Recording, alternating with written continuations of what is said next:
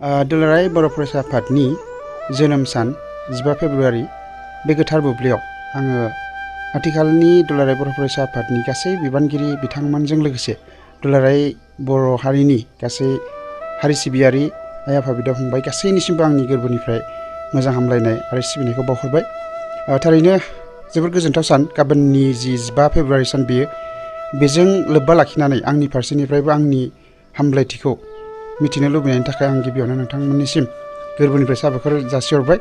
आरो बेजों लोगोसेयैनो जाय गेदेमा बिथांमोना दुलाराय बर' फरायसा आफादनि मैखोम बिबान लानानै गायसनजेननाय समनिफ्रायनो जेरैबायदि हारिनि गोथार हाबा मावबोबाय बिथांमोन गासैनिसिमबो आंनि सिबिनाय आरो जाय बिथांमोना दिनै जोंनि गेजेराव गैलिया बिथांमोननिसिमबो आंनि गोरबोनिफ्राय सिबिनाय आरो मान बावनायखौ जासिहरबाय।